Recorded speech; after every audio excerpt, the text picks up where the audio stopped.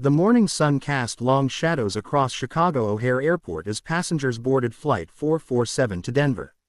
Among them were Sarah and Emma Mitchell, 8-year-old identical twins with bright, intelligent eyes and matching aviation-themed backpacks. Sarah clutched a small flight manual while Emma held her favorite toy airplane, a perfect replica of a Boeing 737. Their father, Captain James Mitchell, was an instructor at the Air Force Academy, and the girls had been breathing aviation since they could walk. As they settled into seats 9A and 9B, the twins watched flight attendant Jessica perform the safety demonstration with the intensity of seasoned travelers.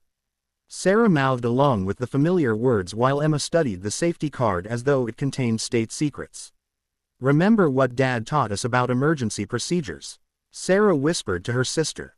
Emma nodded solemnly. "Always stay calm. Act." In the cockpit, Captain Rick Torres, a veteran pilot with 25 years of experience, completed his pre-flight checklist alongside First Officer Mike Chin. "Weather looks good to Denver. Should be a smooth ride," Torres said, reaching for his coffee but wincing slightly as he rubbed his chest. When Chin asked if he was okay, Torres dismissed it as heartburn from too much coffee. Neither man could have imagined that this simple gesture would soon set in motion the most extraordinary emergency landing in aviation history. Flight 447 took off smoothly, climbing into the crystal-clear morning sky. 45 minutes into the flight, cruising peacefully at 30,000 feet, the twins were quietly studying Sarah's flight manual. Sarah pointed to a complex diagram, explaining to Emma how the autopilot handled most of the flying but still required constant monitoring of altitude, heading, and airspeed. "What if something goes wrong with the autopilot?"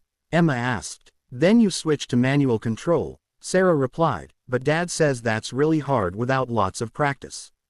At that exact moment, Captain Torres suddenly grabbed his chest, his face contorting in agony. "Mike, something's wrong," he gasped before slumping forward over the controls. The autopilot disengaged with a sharp warning tone that sent ice through Chin's veins. "Rick, Rick," Chin shouted frantically, checking for a pulse. There was none. He keyed the radio with trembling hands. "Mayday! Mayday! Mayday! Denver Center, Flight 447. We have a medical emergency. Captain is unconscious." But before he could finish, Chin gasped, clutching his throat. His coffee cup fell, spilling across the console as he collapsed beside his captain. The aircraft, no longer under autopilot control, began a subtle but ominous descent. In the cabin, passengers noticed the slight change in engine sound. Jessica, with her years of experience, immediately sensed something was wrong and headed toward the cockpit. Her knocking on the door received no response, so she used her key to enter. What she found would haunt her dreams forever. Both pilots unconscious, the control yoke unmanned, and warning lights flashing like a Christmas tree gone mad across the instrument panel. "This is Jessica on Flight 447. We have an emergency. Both pilots are down. I repeat, both pilots are unconscious," she radioed, her voice barely controlled as she checked for pulses. Torres was gone, and Chin's pulse was weak and irregular. Ground control asked for clarification, but Jessica's response sent chills through the control tower. "Denver Center, Flight 447. Captain appears to have suffered cardiac arrest. First officer is unconscious. We need immediate assistance." When ground control told her to maintain heading, Jessica's composure finally cracked. "You don't understand. There's no one to fly the plane." Returning to the cabin with a face pale as winter snow, Jessica whispered urgently to Flight Attendant Mark, "Both pilots are down. Get on the PA and ask if anyone has flight experience." Mark's eyes widened in terror as the full gravity of their situation hit him. Over the PA, trying desperately to sound calm, he announced, "Ladies and gentlemen, we're experiencing a minor technical issue. If anyone aboard has flight experience of any kind, please ring your call button immediately." A nervous murmur spread through the cabin like wildfire. Passengers began looking around anxiously, some standing despite instructions. The businessman in first class demanded to know what kind of technical issue they were experiencing. No call buttons lit up. The plane continued its slow descent, now at 28,500 feet and falling. Mark tried again, his voice more urgent. "This is an emergency announcement. We need anyone with any aviation experience to identify themselves immediately." Panic began to set in like a rising tide. Passengers talked loudly, some ignoring seatbelt signs and standing in the aisles. An elderly woman's voice rose above the chaos. What's happening? Why won't they tell us? A college student pulled off his headphones, asking the question everyone was thinking. Are we going to crash? In row 9, Sarah and Emma exchanged a meaningful look. Sarah gripped her flight manual tighter, her knuckles white with tension. Sarah, should we? Emma whispered. Dad always said only help if no one else can, Sarah whispered back. They looked around the cabin. No call buttons were lit. No hands were raised. No voices were volunteering. The plane shuddered again, more noticeably this time, and Mark made one final desperate plea over the PA.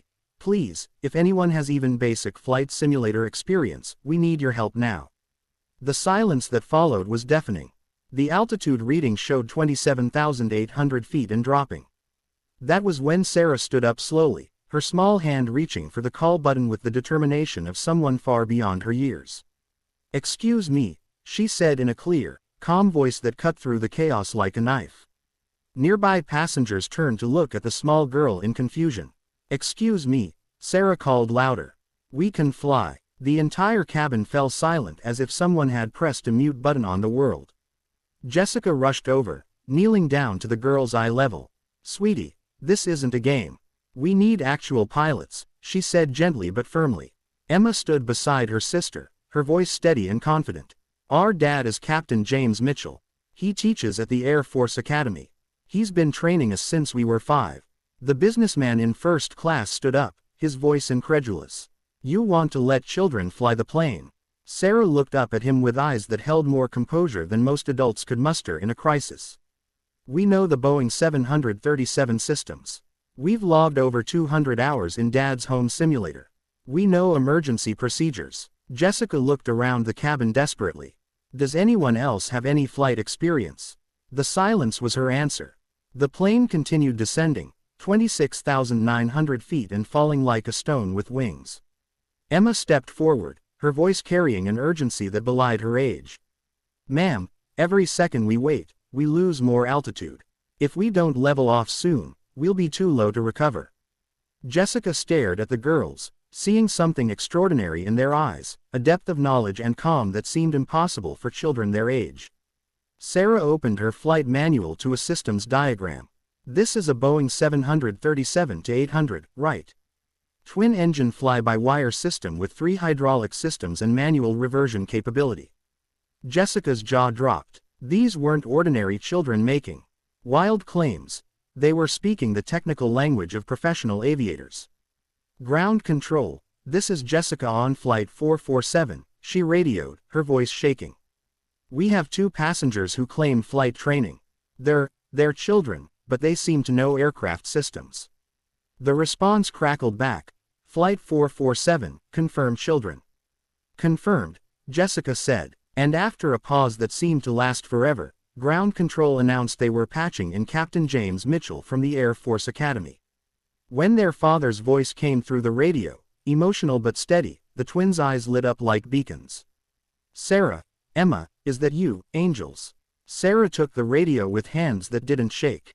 Hi, Daddy, we're at 26,500 feet and descending. Both pilots are unconscious. What do we do? Her father's response would become legendary in aviation circles. Okay, angels, remember what we practiced. Sarah, you take primary controls. Emma, you monitor instruments. Can you get to the cockpit? Jessica led the twins into the cockpit as other passengers crowded the aisle behind them, watching in disbelief and growing hope. The girls climbed into the pilot seats, adjusting them upward with the practiced efficiency of experienced aviators. Their feet barely reached the rudder pedals, but their hands moved to the controls with confidence that defied their age. Sarah took the captain's seat while Emma positioned herself as first officer. Dad, we're in position, Sarah reported into the radio. Autopilot is disengaged. Current altitude 26,200 feet, airspeed 320 knots, heading 270. Her father's voice guided them through the first critical step. Perfect, Angel. First, engage the autopilot. Big white button marked AP on the mode control panel. Sarah reached up and pressed the button, and miraculously the plane leveled off. Autopilot engaged. We're level at 26,000 feet, she announced, prompting a collective sigh of relief from the passengers. Captain Mitchell's voice continued the guidance. Good girls. Now, Emma, check engine parameters on the engine indication and crew alerting system display. Emma studied the complex screen with the focus of a seasoned pilot. Both engines showing normal parameters. Oil pressure good. EGT within limits. Fuel flow normal. Behind them, the businessman who had initially scoffed turned to another passenger. Those kids know more about flying than I know about my own car. In the cabin, passengers gathered around the cockpit entrance, their panic transformed into amazement and hope. The elderly woman wiped tears from her eyes. Those little angels, they're going to save us all. A college student filmed with his phone, whispering, "This is unbelievable." 8-year-olds flying a commercial jet. Captain Mitchell's voice took on a new intensity. Sarah, we need to get you to Denver International. I'm going to guide you through the approach and landing. Emma, you'll be my co-pilot, monitoring everything. Denver Center cleared all runways, giving Flight 447 priority approach to runway 34R, with perfect weather conditions. When Sarah acknowledged the instructions with professional precision, ground control asked in amazement, Flight 447, are those children's voices we're hearing? Emma took the radio, her young voice carrying across the airwaves. Yes, sir. We're 8 years old, but our daddy taught us how to fly. We're going to land this plane safely. The silence that followed was filled with emotion before ground control responded with a voice thick with feeling. Roger that, Flight 447. You two are the bravest pilots we've ever worked with. We're going to get you home. The descent began under Captain Mitchell's careful guidance. Girls, I need you to start your descent. Set altitude to 15,000 feet in the altitude window and press the altitude select button. Sarah's small hands moved with practiced precision, adjusting the controls as the plane began a controlled descent. Beginning descent to 15,000 feet. Rate of descent 1,500 feet per minute, she reported with the professionalism of a veteran pilot. Perfect technique, Angel, her father praised. Emma, monitor the airspeed. We want to maintain 280 knots during descent. Emma's eyes never left the instruments. Airspeed 280 knots and holding steady. Throughout the cabin, flight attendants prepared for an emergency landing while passengers watched in awe as two children performed what seemed impossible. As they descended through 15,000 feet, Denver Approach contacted them. Flight 447, turn left heading 060. Descend and maintain 10,000 feet. Sarah acknowledged and executed the turn with textbook precision. The city of Denver spread out below them, the airport clearly visible in the distance. Beautiful work, Sarah, Captain Mitchell praised. Now, Emma, we need to configure for landing. See the gear lever on the center pedestal. Emma pointed to the appropriate control, the big lever with the wheel symbol. Her father confirmed but cautioned, that's it, but not yet. First we need to slow down and extend flaps. The approach continued with methodical precision as the twins followed their father's guidance step by step. Denver Approach vectored them closer. Flight 447, reduce speed to 210 knots.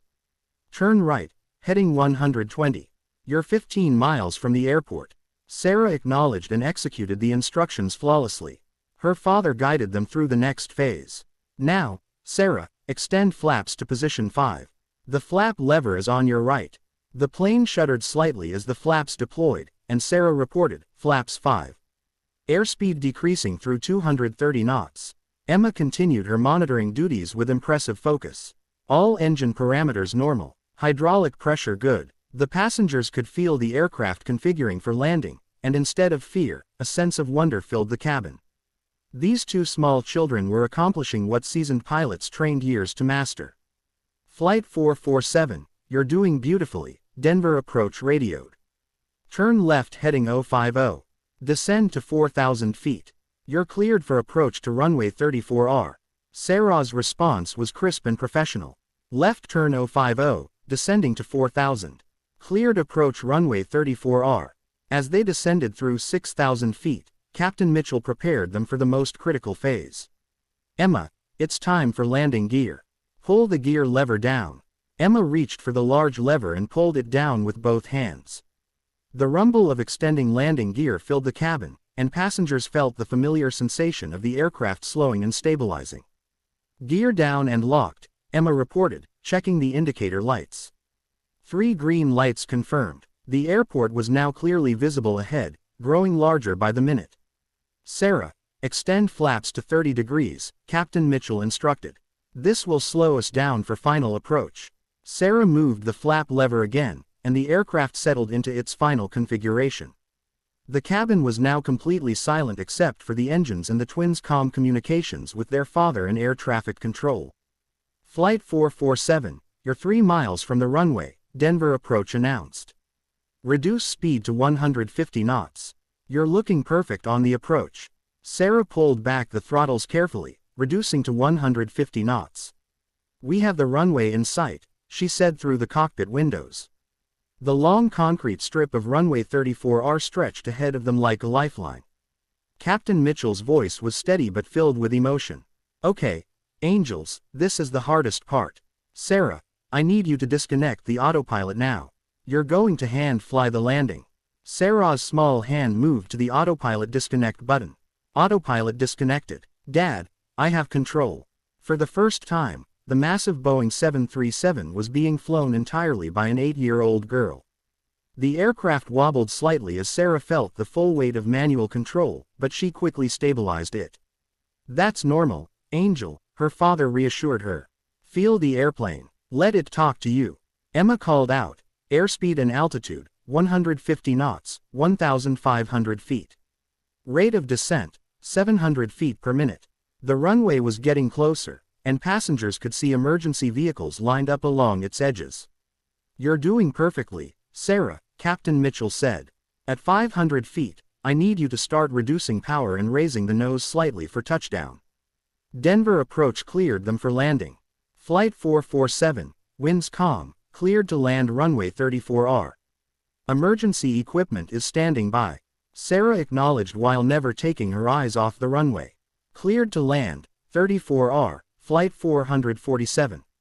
The ground rushed up to meet them. 500 feet, Emma called out. "Power back, nose up slightly," Captain Mitchell instructed. Sarah eased back on the throttles and pulled the yoke toward her. The aircraft began to flare for landing, its nose rising as the main wheels prepared to touch down. 300 feet, 200 feet, 100 feet, Emma counted down. 50 feet, Sarah. "Now ease back more on the yoke.